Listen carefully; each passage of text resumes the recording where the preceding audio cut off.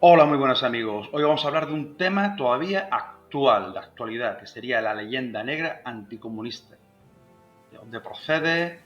¿Cuáles son sus fuentes definitivas? Vamos a ver, a desmenuzar un poco esta temática.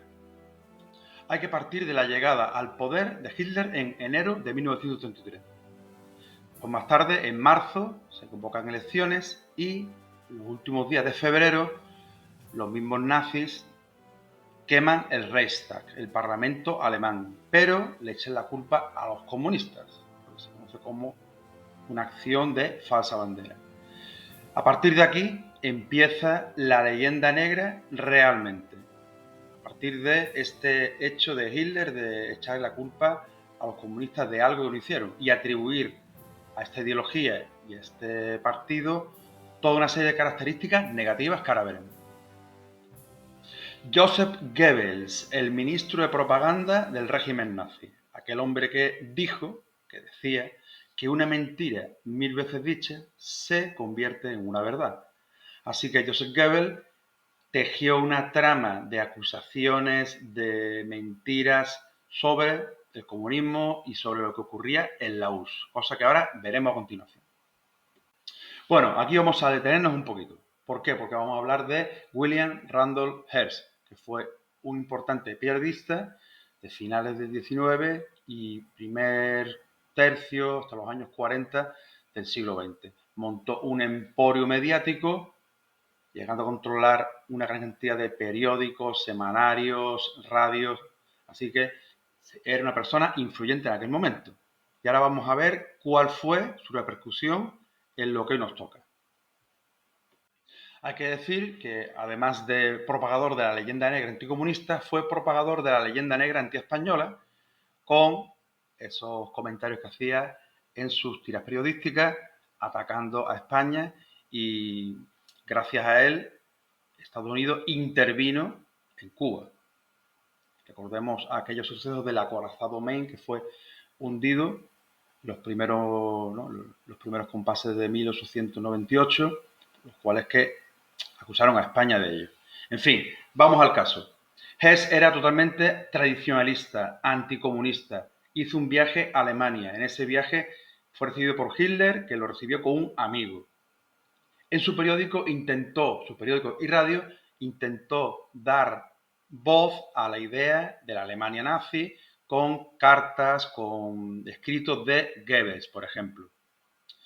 Este hombre tenía a sus corresponsales en Europa, tenía corresponsales, evidentemente, tenía en Moscú, y este corresponsal, cuando escribía sobre, por ejemplo, el famoso Holodomor, ¿no? esa hambruna que dice que mató a millones de personas en Ucrania, a lo que dio Pablo también Solzhenitsyn, ahora después lo veremos. Eh, Primero tenía un corresponsal que hablaba de las buenas cosechas en aquellos años, las buenas cosechas en los años 30 en aquella zona.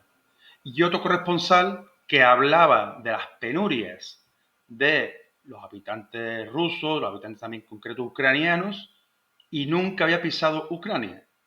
Así que eso salió a la luz ya cuando se desclasifican todos los documentos de los archivos de la Unión Soviética en el periodo de la Glasnost, de la transparencia, iniciado por Gorbachev en el 1987.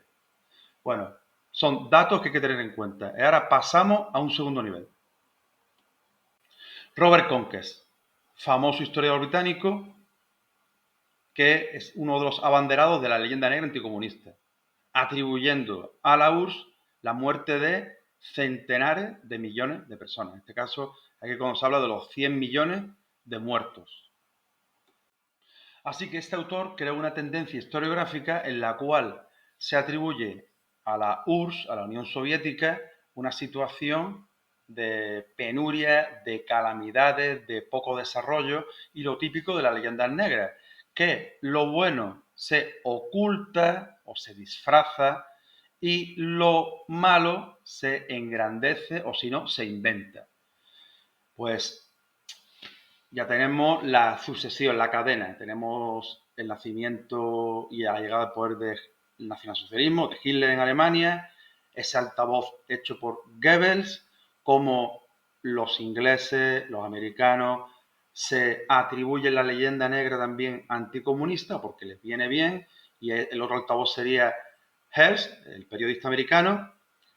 En un cuarto eslabón tenemos a este historiador que durante sobre todo la segunda mitad del siglo XX ha dado pábulo a todas estas ideas, todas estas, bueno, tergiversaciones históricas sobre la URSS. Y ahora vamos al quinto eslabón. Alexander Solzhenitsyn, escritor ruso, que fue conocido por ese libro llamado Archipiélago Gulag, en el cual se detallan todas las calamidades del pueblo ruso en los Gulag en el que estuvo él, por hacer propaganda anticomunista, allá por los años 40, cuando termina la Segunda Guerra Mundial. Él quería que en Rusia se volviese a una situación del zarismo.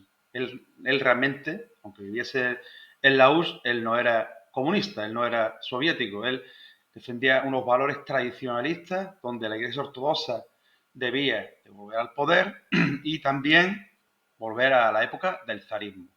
Aún así, cuando muere Stalin, cuando llega al poder Khrushchev, Khrushchev hace el proceso de desestalinización, como borrar la huella del stalinismo, cosa que aprovecha Solzhenitsyn y será apoyado, este autor será apoyado por Khrushchev. Y Khrushchev, en este caso, verá bien todas esas retahílas de historia, las cuales se comentaban las penurias del pueblo soviético.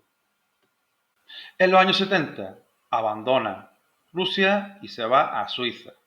Y de Suiza ya se irá después a Estados Unidos, donde en diferentes conferencias seguirá dando pábulo a toda esa red de bueno, falsificaciones históricas, conversión de la historia en un relato literario con una ideología de un barniz totalmente conservador y en este caso anticomunista, cosa que era bien vista por Estados Unidos, porque si Estados Unidos tenía a un ruso que hablaba mal de la URSS, pues venía bien para proclamar, ¿no?, y propagar toda esa ideología que hasta hoy en día sigue vigente. Porque recuerdo, una mentira mil veces dicha se convierte en una verdad. Simplemente tenemos que documentarnos, tenemos que irnos a fuentes diferentes, no seguir siempre las mismas fuentes que nos hacen tener una visión reduccionista de la historia, que al final lo que hace es apoyar ciertas tesis de dominación de unos países sobre otros y de una ideología económica que permita el privilegio de unas clases sobre otras. Sobre todo la historia es para eso, la historia no es otra cosa.